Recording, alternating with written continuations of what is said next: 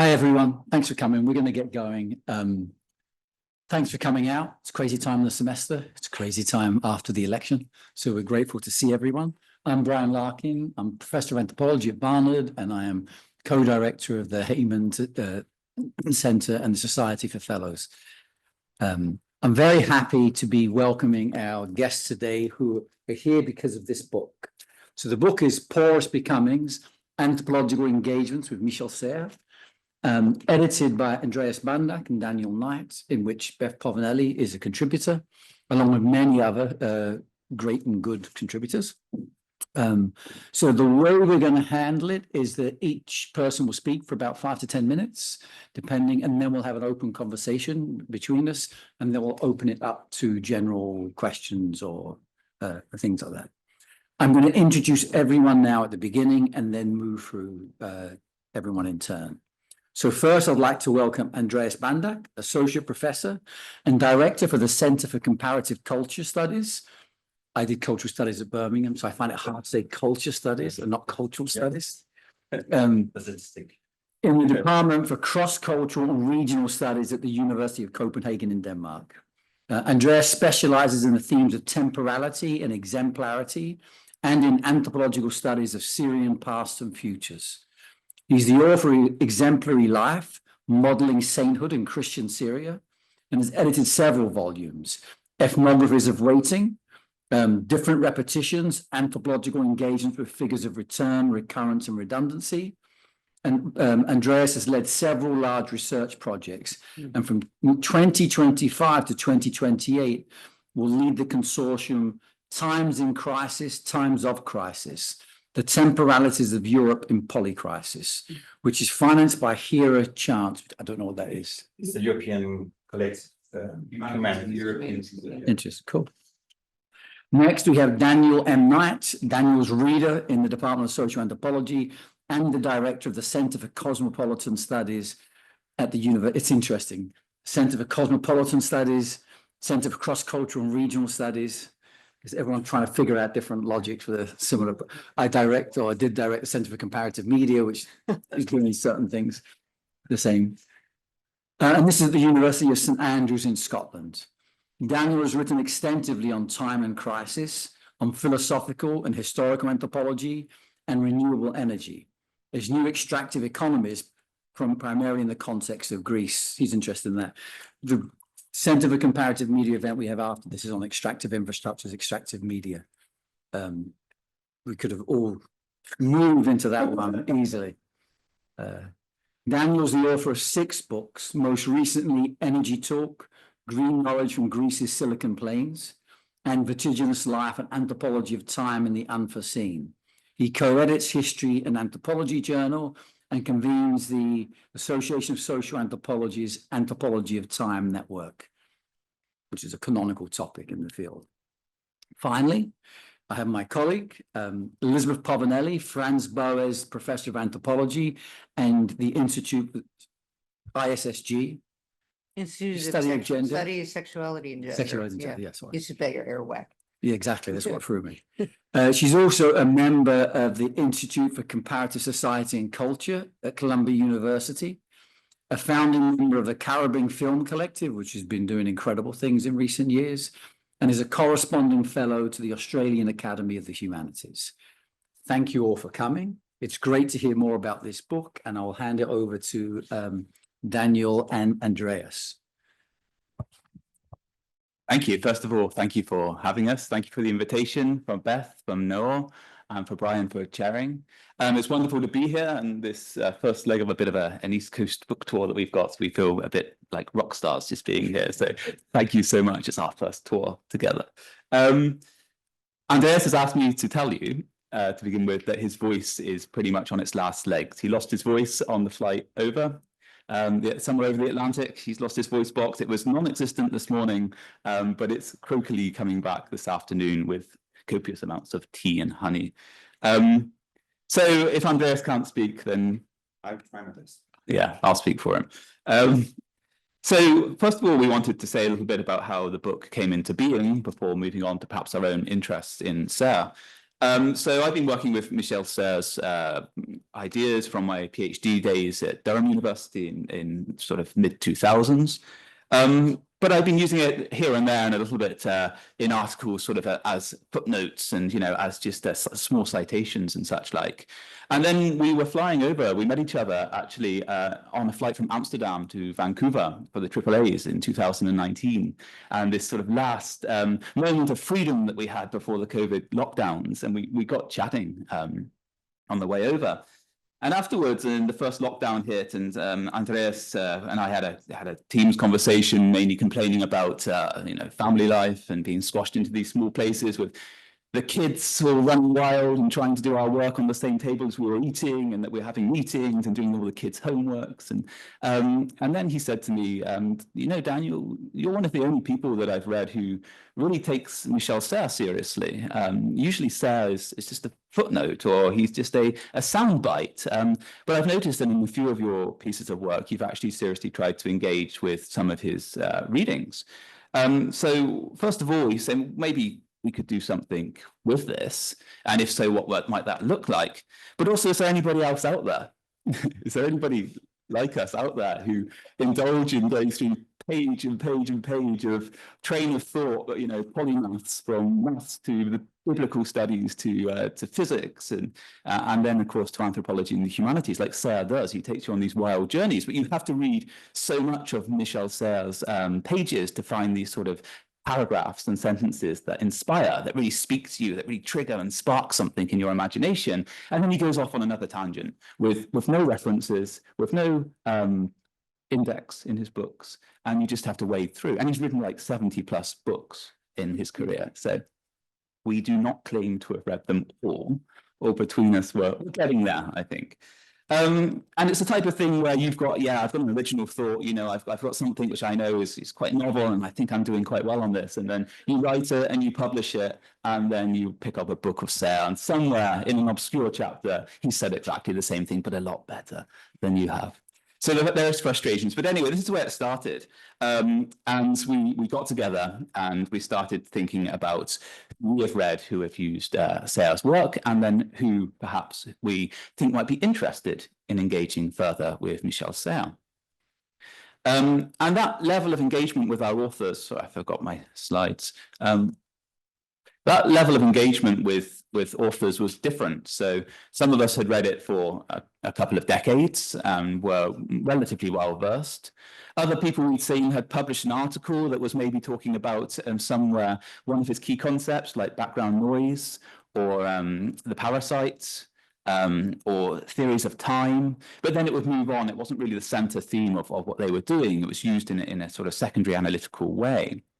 And there were others who we thought, well, their work, I think, or the way we think they think may be conducive to a nice collaboration, a nice hyphenation of their existing work and Serres. And then what do we want to do with this? We don't want this to be actually a book which just reviews Serres' work. We want to see what a philosophy of science from a Serrian point of view could do for ethnography, or what ethnography could do for a Serrian philosophy of science. And this is something that Chris Watkins actually pulls it out in a wonderful Figures of Thought book on Serres that he calls hyphenation. So the hyphenation of our ethnographic field, our anthropological background, and some of the ideas of Michel Serres. And the great thing with hyphenation is that it sort of keeps these concepts or these bodies of work, these silos, both distinct and different and separated by the hyphen, but allows knowledge to move and parts of this sort of like a bridge, a movement, a momentum between these bodies of knowledge. So that's one of the ideas we explore in our introduction, this idea of hyphenation. As the book went on, we tried to draw out our own concept from Serres, and it turned out to be one of porosity. Now, Serres talks about porosity in some of his work. It's never really put right up there. In The Incandescent, he writes about porosity of culture and how he believes the categories and boxes of identity politics and belonging are the ultimate evils in the world. Because once you start boxing culture like this, you start seeing violence between the divisions. Each category, when they're hitting against each other, has this real sort of degrading form of violence. So he says, why, when culture is porous, are we trying to use these analytical categories which are creating violences. So violence runs throughout Serres' work, and it's also there as a productive force, an energy which is drawn from the creation of the universe all the way through to the way that we engage with the senses and the body and the foundations of civilization. But porosity for us was one of these key concepts which we sort of drew from Serres. And what we mean by porosity in Porous Becomings are based around these four sort of points.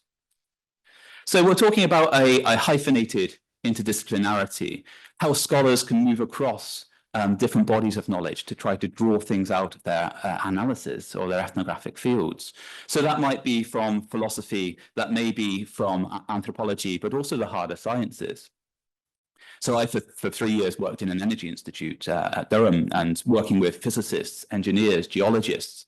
My project was on photovoltaic panels and the introduction to Greece of renewable energy systems, but my ideas of ethics, my ideas of the priorities of knowledge were very different than the geologist or the physicist.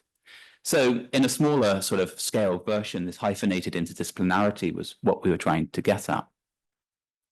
We also have porosity in terms of topologies and the movement across space and time. And here it's sort of a critique of classic history and historical anthropology.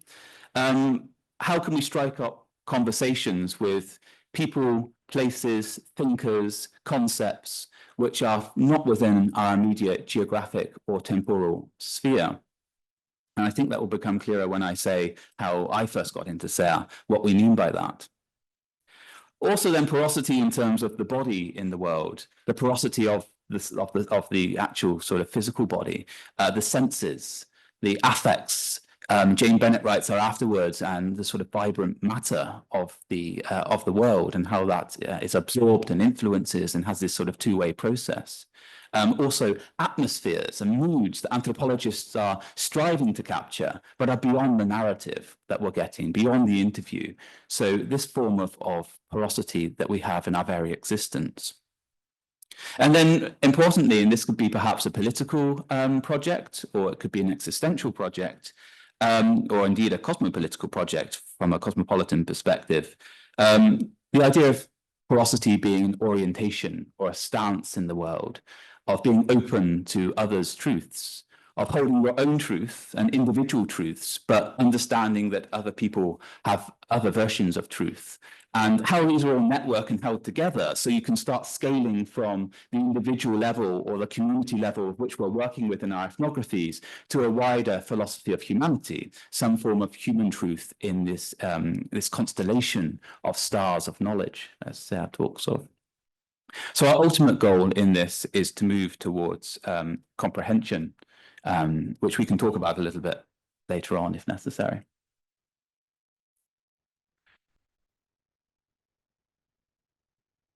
So I realize I'm probably at my 10 minutes already, but these are some of the ideas that we discuss in the books, and people come at this at very different ways. So some people have got their ethnography, which has always been sort of identified with a philosophy sort of tilt on it. Other people have come at it for, well, so some of the ethnographic fields we've got there are very diverse. We've got fields from all over the world. We've got stand-up comedy. We've got minority populations in Italy. We've got African bodies coming across the Atlantic, Bosnian war debris, octopuses. And then we also angels. Angels. Oh yeah, you love an angel. Angels as messengers. So the ethnographic scope is very diverse, and the conceptual is very diverse as well. And some of them are engaging with sort of core Serrean ideas like the natural contract and what it might look like to, in a world of climate change and the Anthropocene, a revised form of natural contract that Serres wrote in the 1980s about the reciprocal violence of humans and nature. Now, what's it look like with technology and AI and all of the advances from the 80s in that? The idea of the human as parasite as well. And other ones are more methodological, talking about modes of comparison and how we arrive at wisdom and what to do with this category of wisdom as well. is it me again? Do you want to take over and do yours first, so I don't talk all the way through? Can you hear me all right? Yeah. Yeah, if it's too excruciating, then just say we pass to Daniel. Yeah, for the last part of our opening, we just wanted to give our Serres moments. And mine started while I was both doing courses in anthropology at University of Copenhagen with Michael Jackson, who's now at Harvard, and was doing philosophy on the side. And we were taught in philosophy, the contemporary thinkers like Deleuze, Derrida, a lot of the male thinkers. And one day I wandered around the city of Copenhagen, went to one of my favorite second-hand bookstores and found a copy of Genesis by Serres. I hadn't really heard about him before, but this was a magnificent journey into violence and noise and becomings. So I read it, came back from my detour into philosophy and started to have conversations with Michael Jackson. And I learned by having read several of his books that he actually had read Serres. He started reading him in the 70s. So Michael is an avid reader, and he pointed me to a lot of different aspects you could draw on. How Serres is working with myths. He's got 3 books on foundations, the foundations of Rome, the foundations of statues, and geometry. So how is it that humans create foundations, but how these creations also can break the human body? This would prepare me for a long-term fieldwork in Syria. So it was not really that I read Serres for using him for anything. I think that's a good starting point when you engage with thinkers. It's not for applying them. It's for opening up your own sense of understanding for things that you may not necessarily comprehend, but you work towards. Coming to Syria, I'd wanted to work on coexistence. And I was struck immediately by the soundscapes of Damascus. Damascus is a million of, back then, 5 million people, where not just minarets, but churches had adorned themselves both with lightning, minarets with green light and churches with blue light, and besides that with amplifiers. So both at day and night, you had this kind of amplification of soundscape and lightscapes. And to me, it somehow had me move back to both Deleuze and his concept of the refrain, but also Serres' notion of noise. And in Genesis, he has this really lucid line about how history works with the noise of the people, philosophy with the noise of metaphysics, and ethnography, he calls it ethnology, with the noise of people working. So this variation of noise that is not necessarily the noise that Brian's talking about in signal and noise, but as a kind of a figure for thinking. The violence in becomings, but also the potential of new becomings. In that book and in other books in that period, he started to develop concepts of bifurcations and branches. How at certain points in time, we see different options and different openings, and we try things out. So let's say Serres is working between Nagasaki, Hiroshima, the Second World War, as figures that he says in several of his books formed him as a person. But he's opening a register of hope that things could be otherwise. And this also made a transition into my later work on Syria, because as many of you know here, since the beginning of 11, Syria had a revolution that turned into a violent civil war. And in that period, I mean, violence went from being something that was in the fabric of society, by having a regime that didn't allow any forms of freedom, but where people could get by, to open warfare and proxy war. So in that sense, Serres came back and allowed me to rethink different forms of becomings and violence and the multiplicity of becomings. And in my more recent work, I've recently just put a special issue out, History and Anthropology, on Syrian futures. I've worked with his notion of percolation. Serres, in his book with Latour was one of we call it the disciples of Serres. And he did a conversation book with Serres. And in it, he claims that time doesn't pass, it percolates. This means that it passes and it doesn't pass, it filters. So for Serres, he's like, we have the notion of percolation in our morning routines when we make our coffee. The water fluid doesn't just flow, it does it at uneven paces. It sediments differently.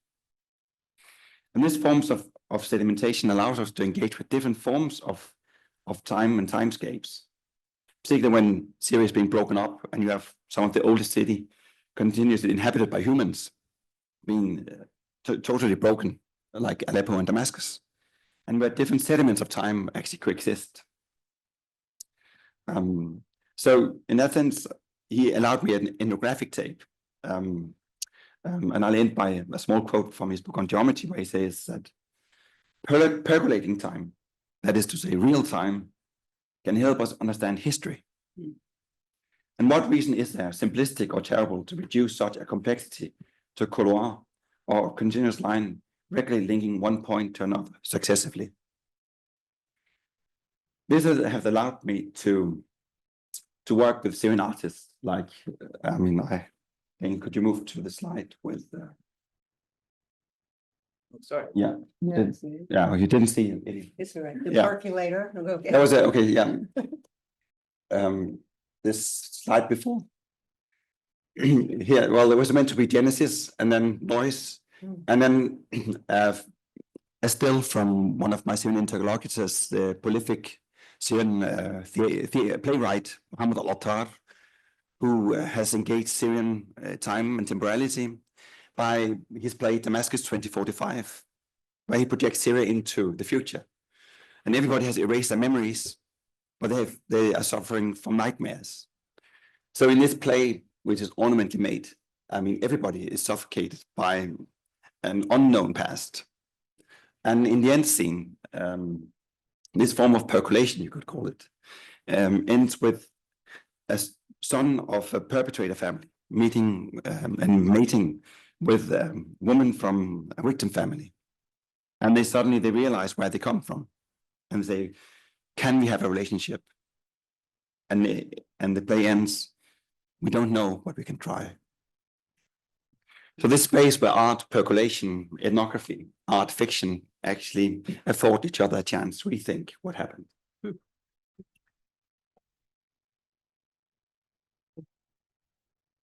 Thanks.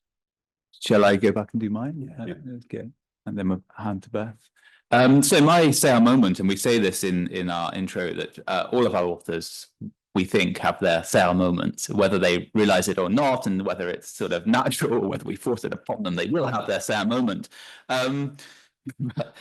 But mine actually came quite naturally. So I was doing research in Greece before the economic crisis struck in 2009 in Greece, October 2009. So I was there the year or two before. And I was doing this ethnography, a PhD student on prosperity and how great things were. You know, you had EU programs, people were getting money for businesses from the EU, they were setting up, there was a lot of materialism, consumption.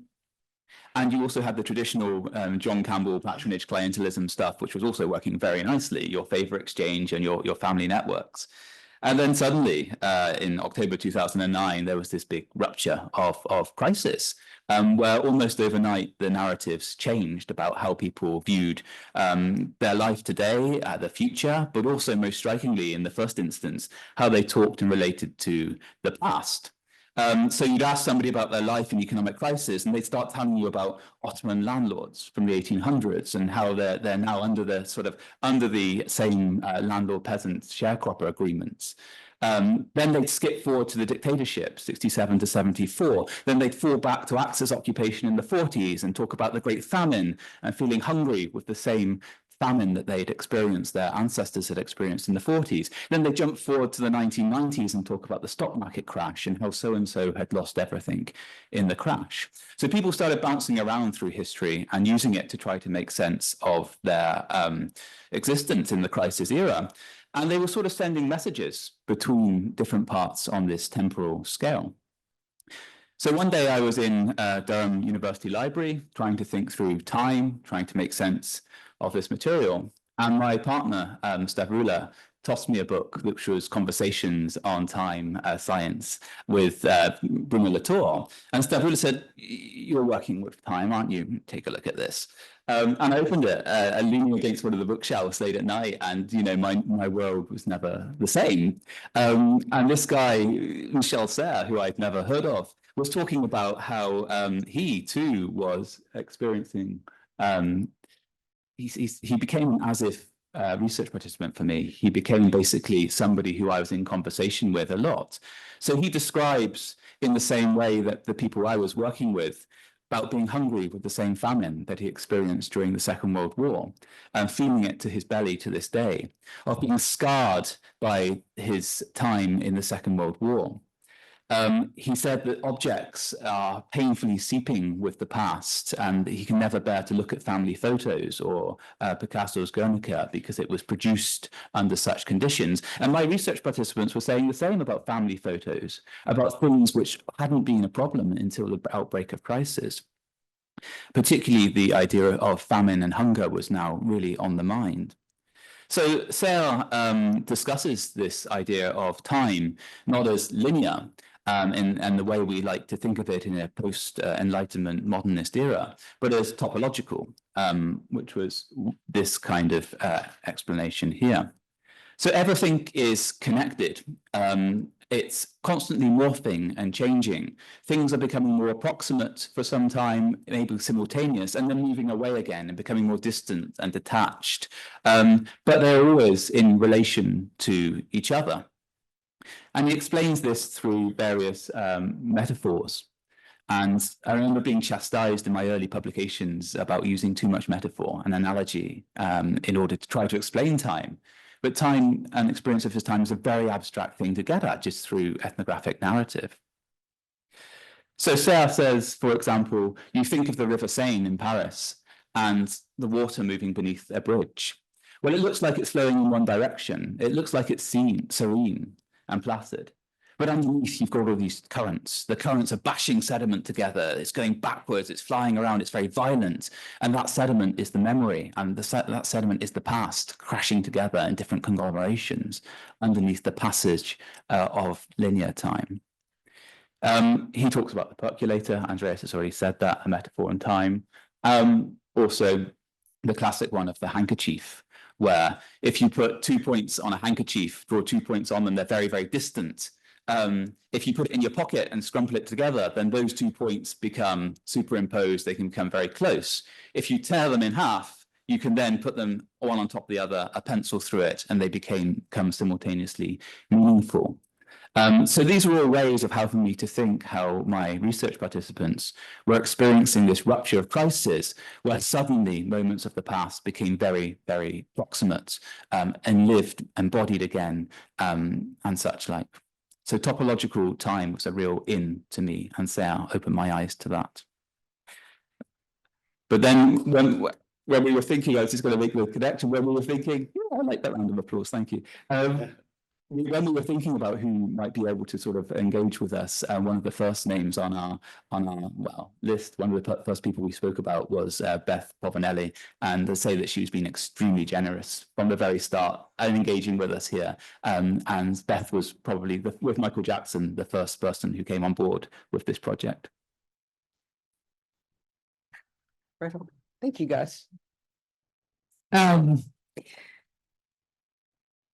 This morning, I was going out with my little sister who was in town, and we were having a cafe, and all these floats were going by that was saying, one said 300 years of, they didn't say bashing other places, but something like defending overseas the US. And I was looking at it, I'm really tired, and I said, is this a holiday or something? And Sharon said, I don't think so. I said, must be like what is that military day we have? She said, no, really? It's November. I said, yeah, I don't know. But look, all these, and Columbia University had a float floating by. I'm not sure what we've been defending for the last 300 years. I'm not sure what we're defending against at the moment. Okay, so That was 10 minutes. When, when whether I would think about writing an essay for the volume, I have to admit I was a little surprised. And there's always this moment in which I think, not in a mean way, I just think, I don't think they must understand what I would write if I was to write this. It's not like I didn't know Serres. I don't really remember when I started reading him. Around when I started reading Deleuze, and God knows when that was. Because Serres was the part of the great escape from structuralism. Like, how do we escape structuralism as something that captured theoretical space, linguistic theoretical space, cultural theoretical space, and the body was kind of somewhat absent. And you know, I was reading Deleuze before I was reading Serres, and Deleuze, of course, it was starting with repetition book, and then Logic of Sense, of course, and then with this later stuff with Guattari, was really trying to think about the relationship between what he would call the surface of sense, linguistic sense, and then the depth of the body. And so those of you who know in Logic of Sense, Deleuze, first half is really thinking about Lewis Carroll and portmanteaus, and then in the second half is thinking about Artaud. And so the playing with the surface of a language as the demonstrating that sense is a modality of a language that's both inside and uncapturable by structuralism. And then the depth of the body, he's still thinking through psychoanalysis, or he's always thinking through psychoanalysis, the releasing of all the forces and powers and currents that both are organized, but in being organized, you know, through the imaginary and then the symbolic, aren't totalized. And the whole project is, how do we get out of this totalization? And so, you know, Serres was obviously also trying to escape from, and really the great escape from structuralism. And so what I started reading first was, of course, Parasite and Variations of the Body, and Hermes. Hermes was like, I don't know, Hermes 1 and 2. These are books of Serres. Hermes 1 and 2, I myself Hermed out of. But yeah, you know, the question of time, the crumpled handkerchief, I mean, it was all really quite, in and of itself, it was another attempt to escape from structuralism. But what Serres didn't, it's not as if he added something, he focused on unrelentingly on one aspect of this great escape, and that was the body. And bodies understood both as human bodies, but also materiality as bodies. And more specifically across his writings, and again, it is true that when you say across his writings, the writings themselves are like this, like currents and waves. But you know, you can do an across the writings and start feeling, hearing something. And one of the real focus of Serres for me, which has always been great, is on the body's, the exercise of the body as where knowledge is anchored. And he, in Serres, not being of the French elite, being a merchant marine. I mean, the guy is like a, you know, I never saw him, but I always imagine him a merchant marine, kind of like squat and stuff. Probably not. Really interested in the way, and you know, the way in which athletes train, the training of the body. And again, we can think materially infrastructure as a training of of materiality, but not a training that doesn't totalize the environment, but rather creates, and this is Parasite, creates the sounds that will inhabit it. So again, in Parasite, it starts with a building and a mouse, right? And you build the building in some ways to keep the outside out, but as you build it, you build into it the noise it's going to have and the opens it's going to have to the outside. So you can't, you can build something, but you build in its own noise, right? And he takes that to the body. So you can train a body, but then you train the body, the noise in the body. Again, for Serres, what's really important, here we see this in variations of the body. He's, again, absolutely interested in what happens in moments of violence and extremis. It's where we see the noise. That's where, and not only do we see the noise, but if we're focused on the human aspect of these of the training of bodies, then it's where a trained body comes to, it's the opportunity of a trained body to go back into a certain kind of original noise to save itself. Okay. So anyways, I've been reading for a while. I thought, so I knew why you guys asked me, but the problem is that for a very long time, indeed probably forever, I'm not interested, I've never been interested in who amongst male, female, this, that, or the other thing, who amongst us will give us the answer? Who amongst us will say, if culture is X, then why are we doing Y? If humans are, come into the world as precarious or precarity, I forget which one it is, then, right, I'm not interested in that.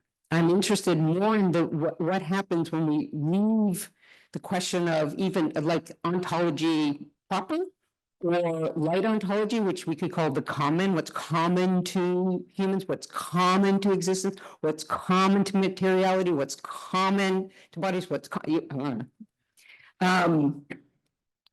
and thus, now that we've found that, now we look at the way in which the social or something distributes that common unevenly. I don't work like that. I'm not interested in it. I have a background in philosophy. The part of me is interested. I like it. It's like, I don't know, going for a bike ride.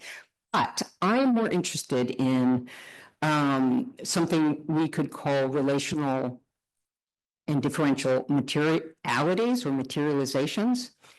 And materializations including differential subjectivity. And again, just to underline it so I don't seem completely like contradictory, I don't care if this way of approaching chucking out relational ontology is, or for something like relational differential materializations. I don't even care if differential materializations is true. I don't care. I'm more interested in what happens when we focus on finding the common or what X is, what bodies are. What's the focus? What do we start doing? We start applying it to everything. Like, I'm interested in the doing of it, versus if we start in some relational formation. So the essay I wrote for y'all took Serres, and in particular Serres' really, it's amazing stuff, and his work, I think across his work, in particular his interest in merchant sailors on a burning boat and trying to get through the porthole. The gender stuff in Serres is really quite you just got to do a lot of not paying attention to it, because the portholes, the woman is a porthole, the porthole is a porthole. I have the porthole. They don't have the porthole really, but they have to go through the porthole. So let's not just And so we have these merchant marines, these guys who have to get through the porthole or they're going to be incinerated. And two things that Serres does is he first of all, he talks about the way in which, of course, sailors are trained. They're really trained. There's a lot of care and focus put on training sailors on merchant ships to not think, and this is it, not think about what to do when the boat goes on fire, but so train their body, they just do it. The body just does it. That's the knowledge. It's more of a, almost a Heideggerian knowledge. You know by doing, not even not thinking. So that's where he wants to go. I took Serres' interest in this training, and I compared it to Glissant's Poetics of Relation. We can also compare it to Fanon's Black Skin, White Masks. And in particular, I put them together, in particular Glissant, because Glissant, of course, is interested in boats that are on fire or sinking. And in these boats, there are two levels, and on the top are those not merchant marines, but they're sailors who have been trained and cared for, who know what to do if the boat's on fire, which is throw over the people in the hole. And no care has been put into the people in the hole for getting out of the porthole. As a matter of fact, the whole point is that they're not getting out of that porthole in any uncharted way. They either are thrown over, they get across and are, and are sold. Now, and it goes on like that. So the question then is this a comparative thing? No, it's not comparative. It's the body reemerges, the question of the body, and it's the unformed, untrained body, which we all have access to it.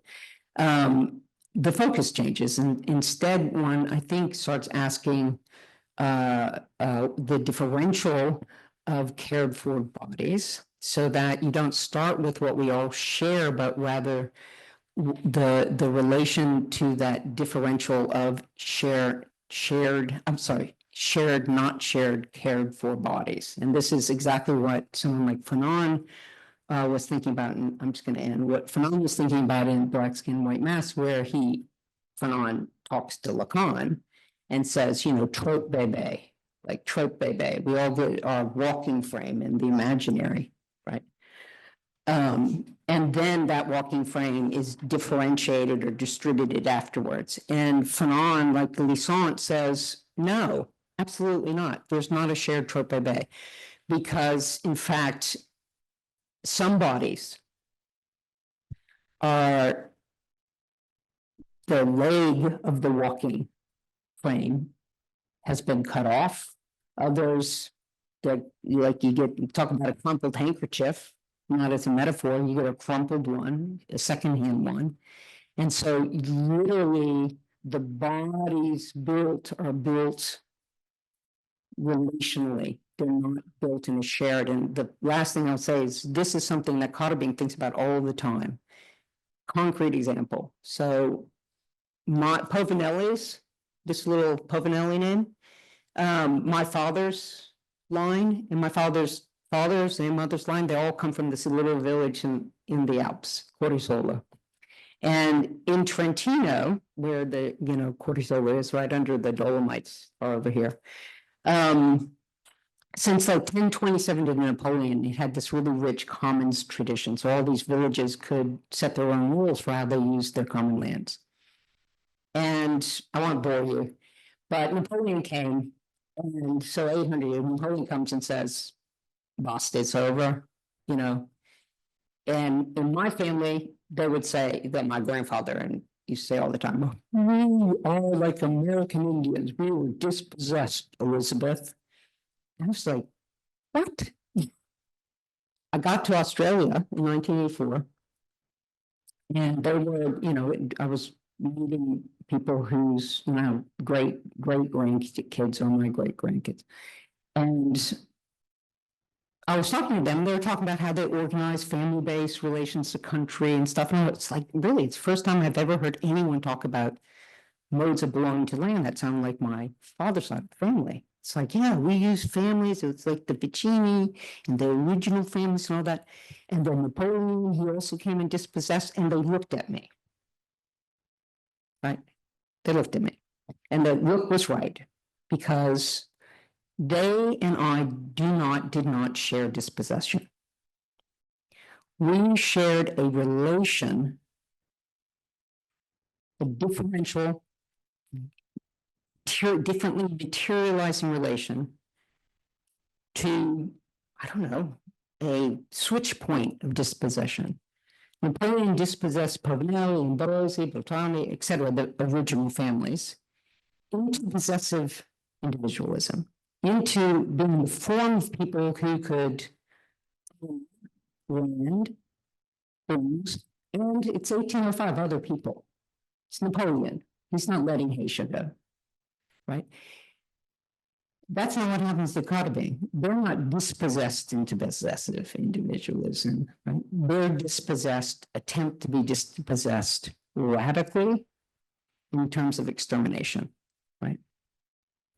So that's what's interesting to me about Serres. Not that Serres is right or Serres is wrong, but rather, if we think about Glisson and Serres together, what's at stake in this differential focus because of the way in which they are inserted in and thus expressing and manifesting that material relationality.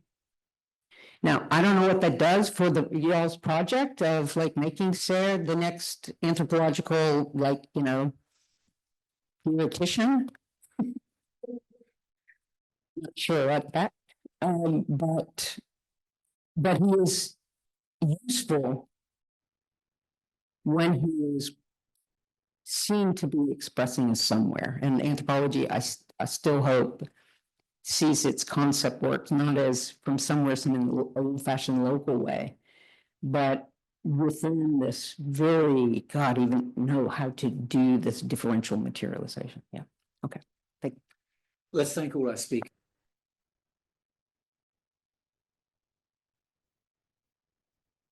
We're going to open up to questions. I would just like to open up with one, maybe two, but I was interested in the idea of porosity, of openness. I mean, I think Beth, you and also Daniel, Andreas, you draw on Deleuze quite a bit.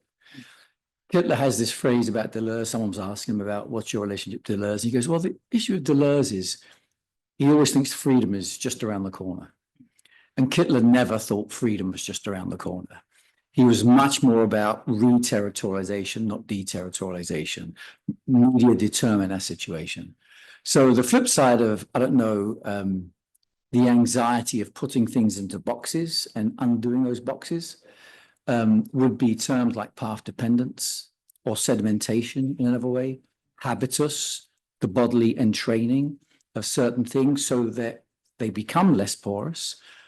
So like Andreas, you were mentioning religion in that sense, but one could look, because I share your interest in, not in coexistence, yeah, maybe the manufacture of coexistence.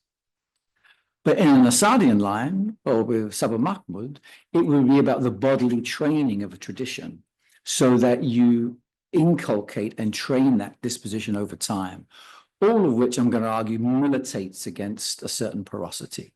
It's an effort. I personally think religions are constitutionally always borrowing, which is why they have these, like in Islam, it would be bid'ah, these means of adjudicating the borrowing process. But nonetheless, there's that movement toward, let's say, the opposite. And I do think in some of the tendencies of decolonial thinking or delinking or whatever you want to think of it, there is a movement, that other side to what you've been focusing on now. So I was just wondering how those processes may play in, or to use a Michel Serres term, interrupt the system and divert it somewhere else. Thanks, Brian. That's I'm trying to. Yeah. Just Yeah. whisper in there. Yeah. Yeah. Whisper. Yeah. Serres ends his work with a book on religion.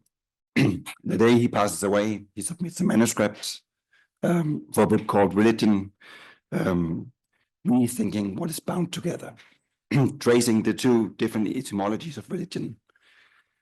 That allegedly you can trace it both to religare and religere, either a rereading or a retying. So in his work, there's this idea about the knot, which is not dissimilar to Deleuze focus on knots and folds, but it's not the same. But in the book, he explores both how come there was this takeoff in terms of the Mediterranean, where the big religions came about, the actual age debate. And he ends the book by saying, well, perhaps there's a new time for saints and saintliness. People who work in a more humble way to create paths forward. So I think some would call him a heretic. I mean, the way he uses Christian figures or Saint Mary is definitely not what the Catholic Church would approve of. But he's using metaphors of apparitions, sometimes of Christ, nativity even. But this display that you reread and you rebind is both allowing a form of openness and closure. And for him, it's the two empires of the soft and the hard. The two forms of information, but where the material infrastructure somehow needs both the soft component that you can communicate across what's destabilizing, but is also allowing what we call a form of porosity or permeability. So you ask what then with our anthropological legacy with Assad Mahmoud? Of course, it's a training of the body. But I think Serres would ask us to search for the figures that are not necessarily binding traditions hard, but allowing them to become registers of openness to things that are dissimilar. And that's also his last big project, where his quest is for omniscience. I mean, the grand narrative that is both evolution, the coding of the body, that is beyond what we interpret, but sits in the whole of evolution. So I think what I'm trying here is not to give one answer, but an array of options to think with. Also because, I mean, sometimes the legacy a lot of us anthropologists carry from Assad and Mahmoud also inscribes the body in a particular form of training and a particular form of tradition. At the time, it becomes really discursive. And I think here Serres is definitely opening up to all sorts of, I mean, the five senses, I mean, the skin. Yeah, well, that's the other one. yeah. Yeah, sorry. So many, so yeah. little time. Where the gymnastics he talks about is as well the skin and the training of the body, not necessarily just in the discursive formation. So it would not be an answer, but an opening, reflecting on what you critiqued. Yeah, I know what Hitler says. I don't. It depends what we mean by freedom, and I don't think on any planet there was whatever. He doesn't mean freedom from. He just means something else. Lines of escape. Yeah, but it's not escape. It's there's this. I'm not lecturing you, but there's escape into the. Escaped, and those would never.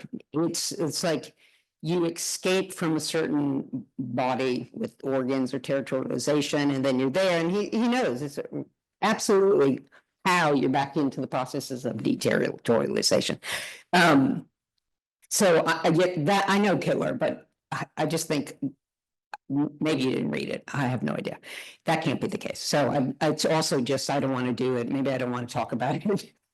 I think for me, the real problem is not the question of the movement of sense or deterritorialization and then reterritorialization. So while just you have sense to 1,000 plateaus, Deleuze is always You do it, there's a corner, sense gives you a corner, and then a new series starts, right? So they're just tightly related. There's no escape or freedom from that process. The problem is, I think, or for me, the problem is, or where I just think it's interesting that I don't see a heroic escape. And I don't disagree with anything you're saying. Porosity, I think that's right. That's exactly right. Five senses, that's the one I really, read, sorry. It's that because it's nowhere, because once again, we're in a nowhere. It's a bodily ontology, but it's an ontology. So it's just a description of an all. I mean, it's weird to call him an all, but he's an all. Everywhere, this crumpled handkerchief, everywhere, this topology. It's nowhere. And so you just start saying things like, well, sometimes it's porous and sometimes it's this, and then it goes back to that, and then it goes over here, and then it's over here, and then it's over here. And if you put folks who are talking from the boat in relation to this way of thinking and moving, then you can start, then it's like, oh, the politics for some is to try and keep the body you have, right? So in, where I've been for the last 40 years, it's like, how do we keep from being deterritorialized, right? Even as, of course, we have to take in all the noise of colonialism and et cetera. And then maybe in Paris, maybe here, maybe in many places, how do you need to deterritorialize yourself so we don't have to, not we, they, right? So that you have a much better sense of the, and whether this is an ontological, I just don't, I don't care. I don't care. Who cares? What is that? I just think if you start looking at it in this relational materialization, then you're focusing on something else, right? Right, with Sabah, it's like where she is, the practice of the body, the exercise of the body, the escape from that, using discourse to make bodies, is what you have to do to deterritorialize the other thing. So here it's this really much more, and then it's, I guess it's the anthropological, right? You can get in the nitty gritty of it versus floating, like our beloved French philosophers and me. I love to float, but yeah.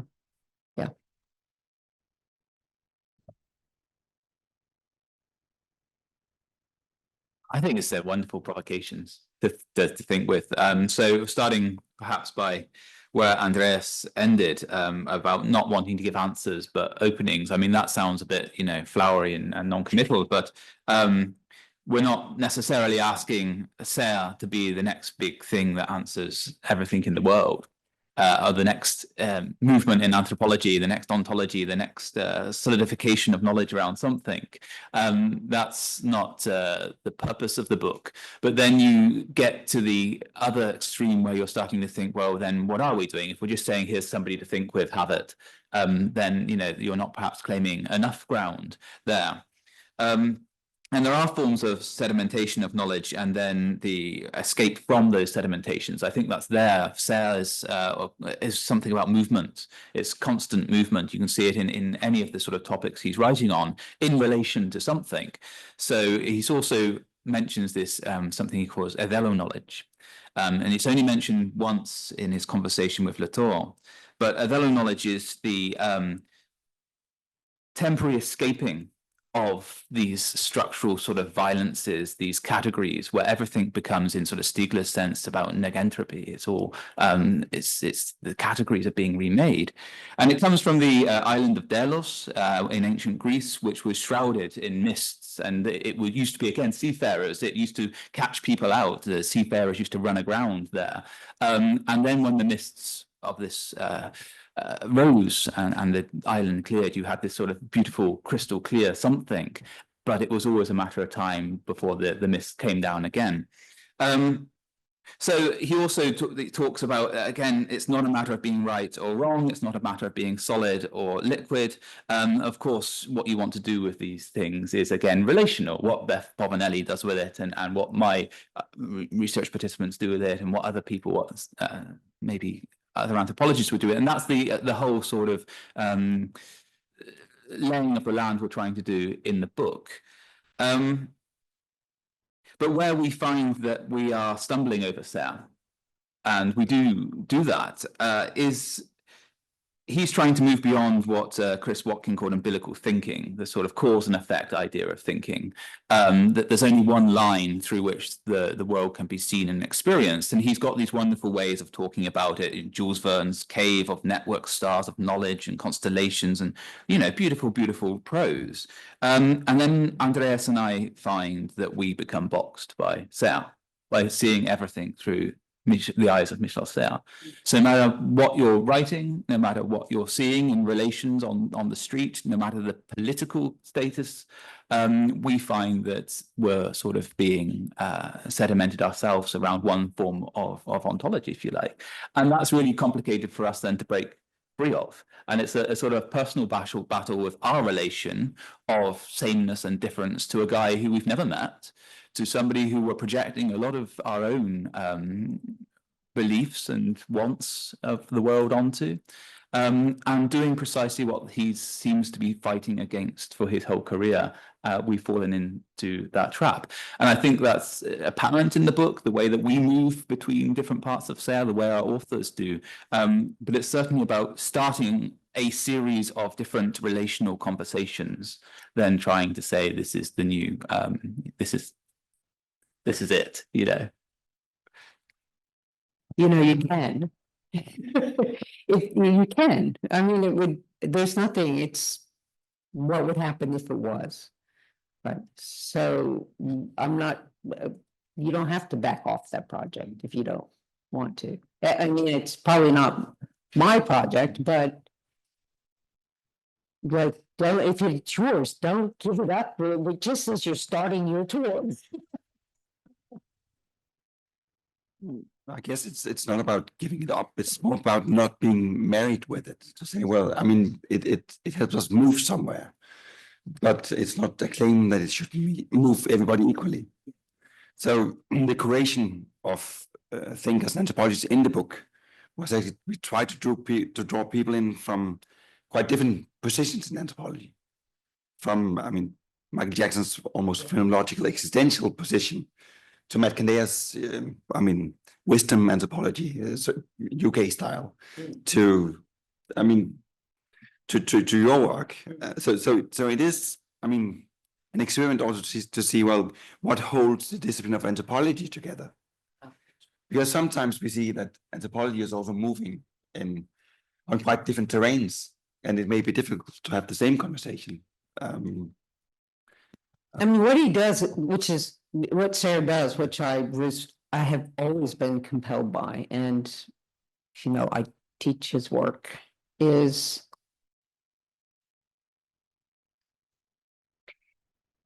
the very firm and relentless focus outside of discourse and language. And of course he's writing books, so he's trying to conjure force bodies in something, same five senses, that kind of more like a Deleuzian body without organs, with organs, but so much like if we could just push out Deleuze's interest in language, which so fundamentally grounded his beginning philosophy. And that does open, even for me, that opens the possibility of then saying, okay, well, that allows me to put a conversation, to create a conversation between bodies on the sea. Again, it's not a dismissing of Serres. It's like, okay, well, that's the way in which bodies and the hope of a body manifests on that side of the Atlantic. The hope of the body as, you know, we need to become porous so that we can, but then we can see that perhaps that's not what's needed in the hull of the boat or on the other side. Yeah. But we can see it. So that's what I like to that. Yeah, so I think some of the keywords that we think along might help sort of explain or clarify our position a bit on what we want from this. So we are, you know, this is a very reflexive project, and reflexive in the way that our relationship, and it is a relationship to Michel Serres that we've built up over 20 years, where he's become a friend without knowing personally. He's become, I have a picture of him. There's two people who have pictures in my office, and it's Michel Serres and one's of myself, which one of my students pointed out. It says a lot about me. 3 photos of myself in my own office in relation to other people. But Michel Serres is the one I often look up there, almost without knowing, and think, what's he thinking now? What's going through his head? How, and writing things which then afterwards I find out, well, actually this was a Syrian piece, and I just somehow have embodied that myself. It's part of my body. So it is a reflexive project about the self and about how others might engage with Serres. But we've got these sort of words. The first one is conversation. So it opens conversations along this hyphenations between bodies of knowledge, material bodies, physical bodies, differentials, as you say. But it is a conversation. And I think without conversation is also a political project. Going forward, without conversation, you have solidified categorical knowledge, which is inherently, in my opinion, violent. It's also a project of generosity. And the stance, and this is Andreas more than me, I must say, it comes from Andreas, but the whole project is seen about generous thinking, about asking people to come into our orbit for a bit, which is already in the orbit and the constellation of Serres, and just seeing what we can make of these sort of conversations and the porous nature that generosity and generous thinking together as an academic pursuit, you know, as an intellectual form of maybe producing novel hybridity in some way, not necessarily solving all the problems of the world or claiming ground whilst giving ground, is part of that generous project as well. That's the whole point of the conversational aspect. I'm going to open it out to any questions. We have a microphone that we passed around. You have to press the button, it goes from red to green.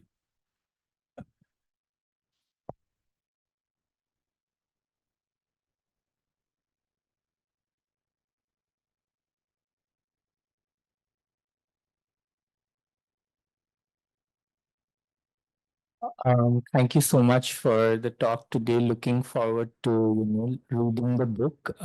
It's not really a question, I guess, about the book, but I'd be interested to kind of hear about, like, how does your work on the crisis in Greece, how do you kind of utilize there?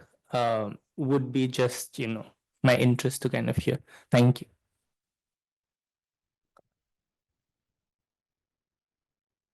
Yeah, so on that aspect, it was something which helped me very much. And remember, this is sort of PhD days, so that's 20 years ago, almost exactly 20 years ago I started it.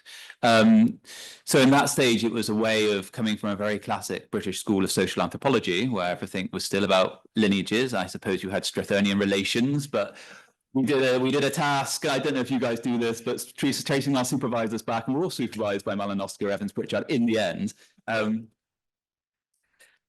And that still comes through. So within that sort of very classic British school of social anth, I was finding it quite hard to make sense of these turbulences in the way that people seem to experience time, but not actually referring directly to time. And this was during an aspect of my research where the crisis struck. So I had this sort of before and after as well. So we have this transformative event, which Serres talks about in terms of surges and lulls, surges of eventedness, and the way that changes people's relationships to bodies of knowledge, to each other, to history. And in his final book, Religion, as well as saying, well, my whole life's work has been about religion, he also says my life's work has been about energy and different forms of energy. And there's periods of history where there's these hotspots of eventedness. And Greece at the time was a hotspot of eventedness. You had a economic crisis, a migration crisis, a renewable energy and climate change crisis, which was being administered by the European Union by completely scrapping agricultural livelihoods and trying to replace them with solar panels and wind farms as ways for farmers to make it through this period. So you had this social, natural, techno kind of hotspot going on. I could have tried to make sense of it in many ways, but it was something that was in Serres' Conversations book to begin with, which I felt that he was trying to experience on trying to explain on a very experiential way his own life, his own biography. That biography of Serres is absolutely institutional or absolutely foundational to the way that he then builds his philosophy. So he starts from his own stories of his life. He starts with his own experiences of hotspots of eventedness and crisis during the 1930s and 40s, what he brings with him to this day, and relates it to time in a way which I couldn't have done just by using anthropology. But having said that, it still came quite close to what my own research participants were saying. I think this is, I don't know whether it says something about Greek education, perhaps, and I write in the dedication of that book of Porous Becomings in Greek, pretentiously, and it says it's for the everyday philosophers of Parasites and Vertigo. And in the field, there really was. There were people who would talk in Greek about the parasites, and the parasites being economists, being the IMF, being the Greek politicians, and they would talk about inichos, vertigo, the state of living in disorientation and the world spinning and trying to find where the future lay in relation to what had gone before and what was surging to the fore in very metaphorical terms.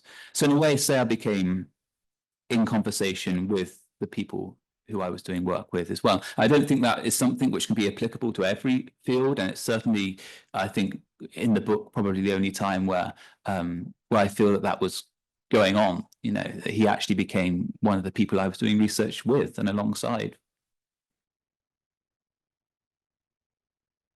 I notice in the book you've gathered quite a number of contributions, none from which I can understand are from France. So I was wondering, is the take-up of Serres in France different from the take-up that you're doing, and what that might look like if you have a sense of it? I'm your voice. Do you want to be my parasite in my ear? Yeah, look, we did have a contributor from France. Yeah, one, and he didn't come through. So we only had two people drop out, and one of those people were from France, unfortunately. And yeah, that was a critique that actually we were pretty conscious of when it came up. No. You don't have to name the person. How much can you say? No, he was working in France, an anthropologist working in France at the moment, which didn't come through, unfortunately. I think that would have been on pollution and parasitism as well. But where I think that my feeling is that Serres is highly read in France, and I get that from students that I teach. So when we're teaching French social theory in St. Andrews, and it is part of courses now, certainly I had a young French female student a couple of years ago who I put in the acknowledgements there, who got quite irate about the fact that we were putting another white French male social theorist on the pedestal. and idolizing again. And you say, well, why? And she said, well, look, we've had this drummed into us since primary school. We've had Latour, we've had Deleuze, we've had Serres, we've had Foucault, we've had all these sort of French social theorists, which are, in my opinion, as a self-identified, in her case, feminist perspective, that I've had enough. And now I've come to St. Andrews in Scotland to get away from this stuff. And you're ramming it down my throat again. So I gave it to her and to read, and she came back with some critiques from feminist STS, which has made it into there in a couple of paragraphs as well. And it could have gone a lot further down that line, I think, if it didn't come so late in the day of the book project.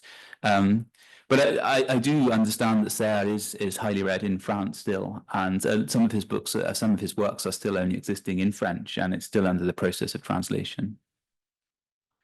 Yeah.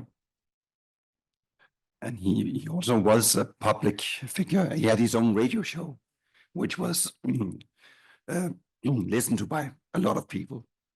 So both as an author, also as a different figure, he was an influence. I mean, my engagement with Sarah is mainly through the Parasites. That's the book I've thought with the most. And so in my own work, I'm interested in the noise and signal noise is about breakdown. Technologies fail, the sort of forms of power that are mediated through them fail, or how do we understand them if the object itself fails? And Sarah's with the Parasite is very strong. It's all about system building. And anytime you build a system, you create the capacity for something to be intervened in. Now, you can't just do whatever you want with it. You can only intervene to the system that exists, but the Parasite lives on and in the system and diverts it. So even at the level of language, he has that phrase, I use language in unusual ways, one of which is punning. And puns are something that lives, the parasite that lives in the host. You use one word with one meaning for another meaning. So in that sense, and then a lot of the book, which I like about it, is it's completely relational. So you have the parasite, you have a host, and you have a parasite. They're things. But really, he's interested in the relationship between the host and the parasite because it always changes. I mean, the opening story is the Boudreaux version of Aesop's fables of the country mouse and the city mouse. And you've got, well, I can't remember how it works now, but you've got he calls them rats as well, just to confuse me. But the city rat invites the country rat in, and they're living in the house of the farmer. So in one sense, the country rat is the parasite to the city rat. But the city rat is the host. But then the city rat is the parasite to the farmer. The city rat, which was the host, is now the parasite. The farmer is living a parasite of the animals that he milks or raises. So at every one point, you have this transduction of the relationship keeps shifting. I think the porousness really works in that relation. So the movement of, so I have no idea Serres has a radio show in France. So the Serres that lives in France is not the Serres that is present in my world, because relations don't stay the same. And that's effectively what he's arguing all the time. The thing that can be one thing can always be something else. And I do think this is deeply political, because a lot of it is about strangeness. It is about that which is outside the system coming into the system. That is a metaphor you can take in a lot of directions. And I think he's very well aware of all those directions, even though it's not explicitly political. I think it's always thinking through otherness and how that's produced. Also, he's not part of the French elite. So the part of the really moving for me, reading Serres, always reading like who was it, Bourdieu, who talked about his hairy hands. I think it was Bourdieu, wasn't it Pierre Bourdieu? Or yeah, no, I think it was, but now I'm not. Yes, of course it was distinction. So Pierre Bourdieu would always talk about going into the high tables and everything, and feeling his body as expressing his parasitical relation, but then also the way in which the universities were parasitical to them. And this is, again, I mean, this is an insight that, François Verger, many, in France, many decolonial Black Caribbean feminists would know in the body, but Serres knew in his body, the way in which you enter these complex relational and what's a flippable parasite host, like, oh, I'm parasitic on this institution, which is part and part, but they're also being parasitic on me because of the value that they can extract of having, and I think the student, of course, your student probably is well aware of that. But I think it's really crucial to understand, Sarah, is that in the parasite, as in one way, but the five senses, he's writing from his body inside these houses. And and that is something, I haven't spent a long time trying to carefully think through the stakes of that if you read, say, Deleuze and Serres together. But I imagine something very interesting would happen. Because on the one hand, Deleuze is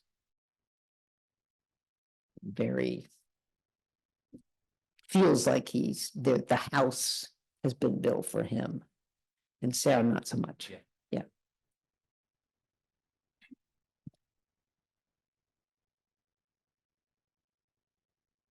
Simply, I agree that putting Serres in conversation with others, not just Deleuze, but that's a stage that we're in now. What happens when you put a Serrian version of the house or the parasite or the relation next to, and that's another sort of productive form of conversation that we're exploring now.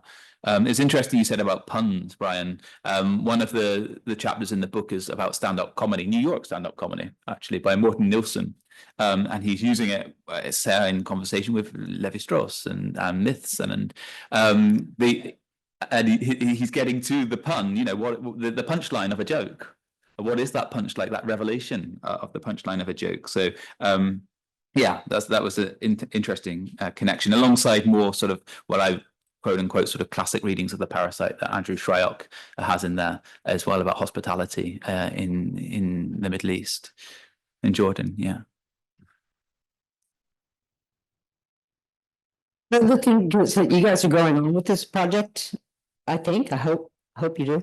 And in relation to what you said, Brian, one of the obvious other things he's doing is Derrida's going on about the etymological relation or non-relation between host and enemy. And here it's not host, it's not, I'm pausing because I can't remember the Latin hostess and whatever, hostess and hosties. It's not that. Don't quote me on that. But here it's not, parasite is not the enemy, it's the what you build in when you build. So you're trying to build to create a system, a total system that excludes, but building in, you pull it in, and then in pulling it in, you create your own noise, and that's not, and it's a whole other It has the part. capacity Yeah. of ending this. If you go back to Greek, your Greek complainants, they're identifying the parasite as an enemy. Yes. The government is, so that is a capacity of the parasite. It's just not the only one. But it's not Serres. I don't think Serres, when he talks about the parasite, I think that's really right and really important. I don't think Serres, though, his parasite is not enemy, like maybe it's something else. I would say is that capacity. I mean, It's disruptive, yeah. Many things Sure. doing. But that's then you're looking at the situation, because these things constantly shift. There's no stable ontology. It's porous in some way. And so I think you're right to distinguish between Derrida, but I think that he would see that as the destructive capacity is a capacity of the parasite. It's not the only one, because sometimes it gives rise to new systems. It isn't. And then the second it becomes a system builder, it then shifts from being the parasite to being the normative system. And there's a constant movement. Yeah. No, that's. I think also there's a difference between reading the parasite and then finding the paragraphs where he works on the parasite in different works. And I think it's more complicated than just being what you said, because sometimes it is a figure that he talks about where certain things become parasitical to others and are sucking them dry of energy. And other times it can be this host parasite relationship that actually forms something novel. Antibodies. So I think he will emphasize different things across these many books. Yeah, Definitely engaged in that conversation. Like, how do we, I'm about to go from this seminar to another one, Yep. which is about extraction and logistics. And so we're thinking a lot about these questions, and in literature on infrastructure, logistics is a major thing. And a lot of that literature, as you get with technological thinking, tends to prioritize the newness of logistical systems. We're in a new age of extractivism that's based on a new system of just-in-time logistics. We use smart technologies, algorithms. We can now move goods with the container revolution. This is what the new age of extractivism is built on. And so the theorizing, at the level of theorizing, tends to promote the newness. We had a student in our department, Elizabeth Gelber, who wrote an ethnography of the pipeline in Nigeria. And the second you build a system, these very new systems, they then bring into being, or they proliferate or exaggerate older logistical systems. So once you have a pipeline, you'll have villagers who will drill into that pipeline and will just bunker that oil and will refine it locally. And then sometimes the oil, in her ethnography, the oil companies themselves that are having their oil stolen to still go to the black market petrol from the people who have stolen the oil to get their petrol, because they need petrol to run their cars. And it's a system. So this would be a classic idea of the parasite. You have a system, you have an interruption into the system. The interruption of the system brings about another sort of system. Sometimes that second system can be wildly dysfunctional. It's not necessarily an insurgent, critical alternative something, though sometimes it is. And then you've got this dynamic of what the parasite allows you to see, of that constant movement. When are you the interrupter? When are you the system? One cycles from one stage to another at different points.